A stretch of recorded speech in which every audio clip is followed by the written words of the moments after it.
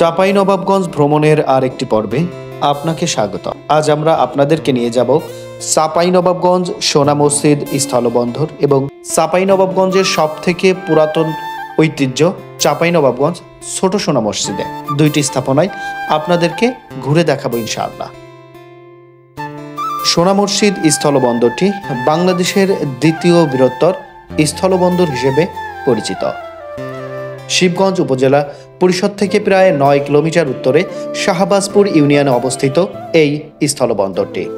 এই স্থলবন্দর দিয়ে সারা বছরই ফল, কয়লা, পাথর, মশলা এবং কৃষি জাতীয় পণ্য আমদানি হয়, যাকে কেন্দ্র করে এখানে অনেকগুলো দোকান এবং বাজার স্থাপন হয়েছে। আর একটু সামনে গেলেই আমরা দেখতে পাবো বাংলাদেশের শেষ প্রান্ত এবং এর ওপারে রয়েছে ভারতের মালদা জেলা।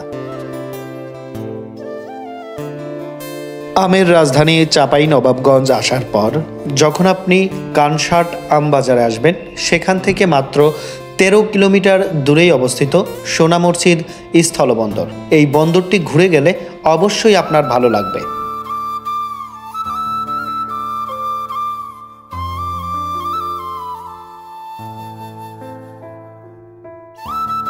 স্বাগতম আপনাদের আমাদের নতুন আরেকটি ব্লগে।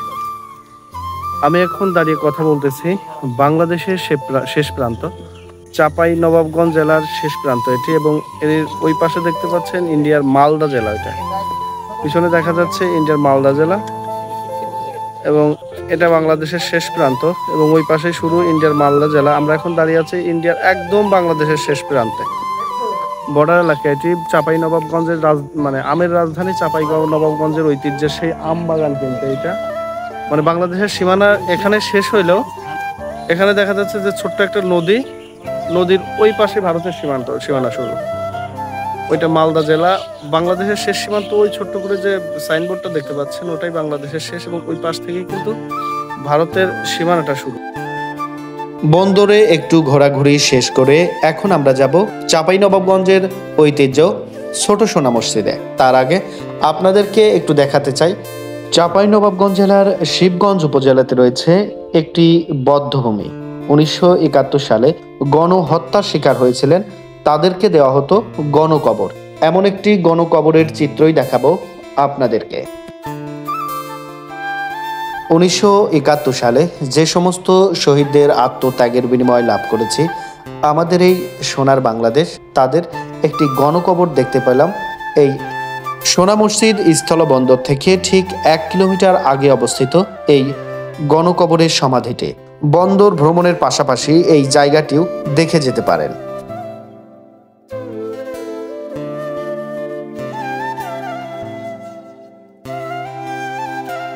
দুইটি ঐতিহাসিক স্থাপনা ভ্রমণ শেষ করে এখন আমরা ছুটে চলছি ছোট সোনা মসজিদের উদ্দেশ্যে। আপনাদের অনুপ্রেরণায় আমাদের এগিয়ে চলা, তাই তো আমাদের চ্যানেলটি সাবস্ক্রাইব করে পাশে থাকা বেল বাটনটি বাজিয়ে দিন।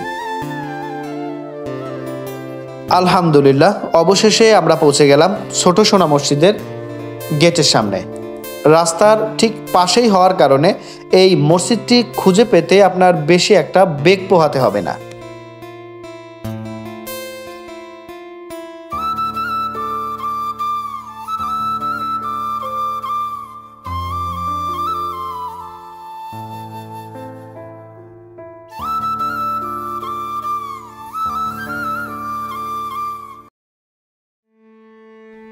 এই ছোট সোনা মসজিদ সুলতানি স্থাপত্যের রত্ন বলে আখ্যাত।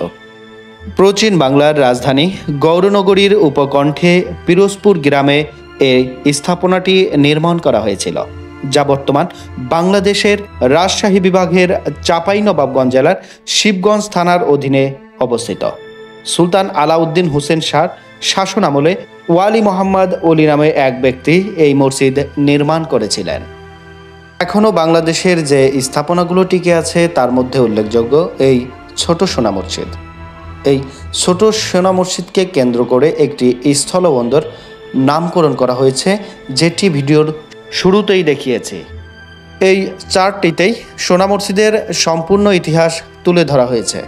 আপনি চাইলে এখান থেকেই পড়ে নিতে পারেন সোনা মসজিদের সোনালী অধ্যায়ের ইতিহাসগুলো। এটি মসজিদে প্রবেশের মূল গেট। এই গেট দিয়েই মসজিদের ভিতরে প্রবেশ করতে হয়।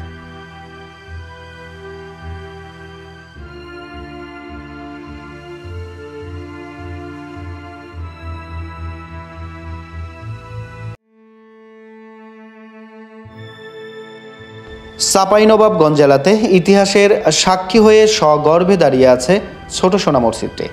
এখন একটি প্রশ্ন মনে আসা স্বাভাবিক বিষয় যে বড় সোনা মসজিদটি কোথায় অবস্থিত।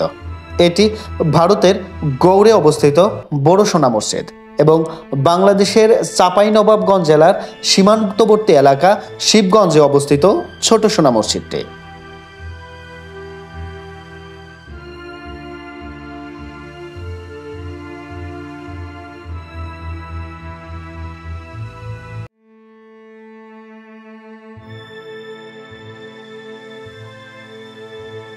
ছোট সোনা মসজিদ প্রাঙ্গণেই অবস্থিত বাংলাদেশের 7 জন বীরশ্রেষ্ঠদের মধ্যে একজন ক্যাপ্টেন মহিউদ্দিন জাহাঙ্গীরের সমাধিস্থল। 1971 সালে শহীদ হওয়ার পর তাকে চাঁপাইনবাবগঞ্জ জেলার এই ছোট সোনা মসজিদ প্রাঙ্গণে সমাহিত করা হয়েছে। দেশের তোরে অকুতভয় সৈনিকের মতোই জীবন দান করেছিলেন ক্যাপ্টেন মহিউদ্দিন জাহাঙ্গীর, যাদের আত্মত্যাগের বিনিময়ে অর্জন করেছি আমাদের এই সোনার বাংলা। মহান রব্বুল আলামিনের কাছে ফরিয়াদ, আল্লাহ তাআলা যেন তাকে জান্নাত নসিব করেন, আমিন।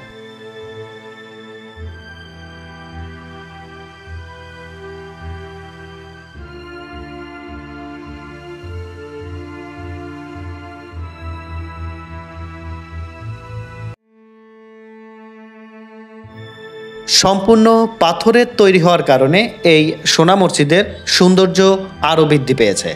তাছাড়া এর দেওয়ালে যে আকর্ষণীয় শিলালিপি রয়েছে যেগুলো দেখতে খুবই সুন্দর, বাদশাহী আমলে প্রতিষ্ঠিত হওয়ার কারণে এই শিলালিপির মাধুর্যগুলো বাদশাহীতে পরিপূর্ণ, যেটি দেখলে আপনার অবশ্যই ভালো লাগবে।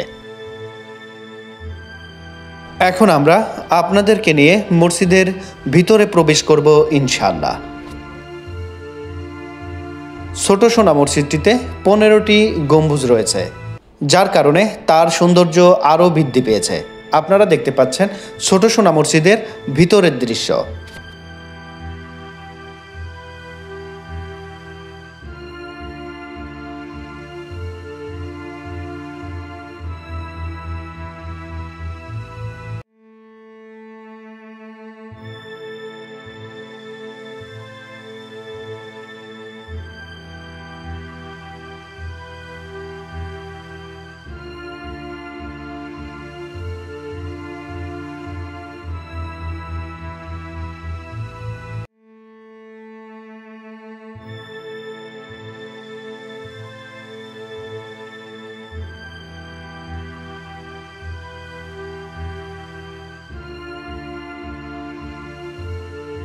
ছোট সোনা মসজিদ থেকে বের হওয়ার পর মূল গেটের সামনে রয়েছে অসংখ্য কবর। এই কবরগুলো কবে স্থাপন হয়েছে তার নির্দিষ্ট কোনো সময় জানা যায়নি। মসজিদের ঠিক সামনেই অবস্থিত এই কবরগুলো।